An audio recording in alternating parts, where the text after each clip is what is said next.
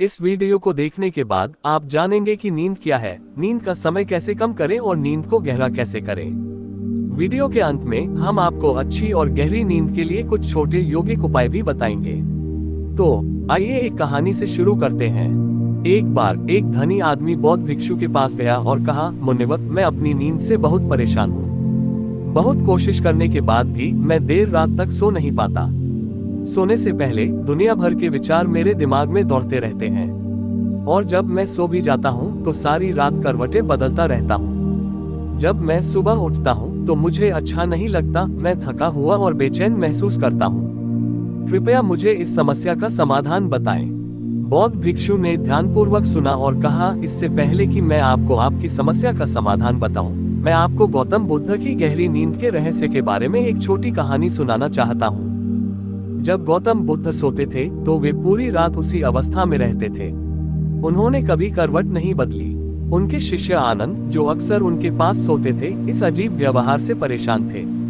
आनंद ने देखा कि गौतम बुद्ध पूरी रात एक ही शारीरिक अवस्था में रहते थे।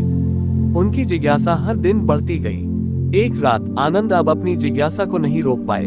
वे गौतम बुद्ध के पास गए, उन्हें धीरे से जगाया और कहा, तथागत, मुझे क्षमा करें। मुझे पता है कि यह प्रश्न पूछने का सही समय नहीं है, क्योंकि आप पूरे दिन चलते हैं, लोगों को धम्म का ज्ञान देते हैं और उनकी समस्याओं का समाधान करते हैं। लेकिन मेरी जिज्ञासा इतनी बढ़ गई है कि मैं सुबह तक इंतजार नहीं कर सकता। कृपया मेरे प्रश्न का उत्तर दें और मेरी जिज्ञासा को शांत करें। गौतम बुद्ध मुस्कुराए और कहा, मैंने अपने लिए सही सोने की स्थिति खोज ली है। अब मुझे सोते समय हिलने की आवश्यकता नहीं होती। मैं नींद की अवस्था में भी जागृत रहता हूँ, जबकि मेरा शरीर सोता रहता है। सवाल यह नहीं है कि शरीर नींद की अवस्था में हिलता है या नहीं, बल्कि यह है कि शरीर स्थिर स्थिति में क्यों नहीं रह सकता। असली कारण मन है। यह मन है जो शांत और स्थिर नहीं रह पाता, और यही कारण है कि हम नींद की अवस्था में भी अपने शरीर को हिलाते रहते हैं।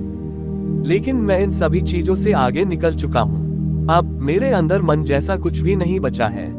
जब मैं सोने जाता हूँ, मेरा शरीर एक मृत शरीर की तरह हो जाता है। मन जैसा कुछ भी नहीं बचता।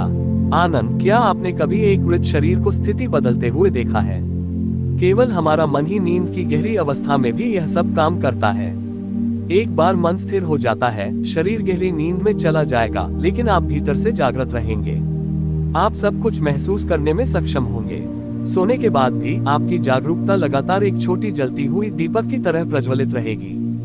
भिक्षु ने कहानी समाप्त की और कहा, एक जागरूक व्यक्ति न केवल अपने शरीर को पूरी जागरूकता के साथ देखेगा, बल्कि अपने मन को भी पूरी जागरूकता के साथ देखता रहेगा। एक जागरूक व्यक्ति सामान्य व्यक्ति की तरह नहीं सोता। जब एक सामान्य व्यक्ति सोता है तो वह बेहोश हो जाता है। उसे अपने आसपास के बारे में भी पता नहीं चलता, इसलिए वह अपने सपनों को भी नहीं चुन सकता। लेकिन जब एक बुद्ध व्यक्ति सोता है तो वह जागरूक रहता है। कहानी खूबसूरती से यह बताती है कि गहरी नींद प्राप्त करने के लिए एक शांत और स्थिर मन कितना महत्वपूर्ण है। अब जैसा कि वादा किया गया था, यहाँ कुछ छोटे यौगिक उपाय हैं जो आपको बेहतर गहरी नींद प्राप्त करने में मदद करेंगे। सोने से पहले गहरी श्वास का अभ्यास करें। योग निद्रा का प्रयास करें, जो विशेष रूप से नींद के लिए एक निर्देशित ध्यान है।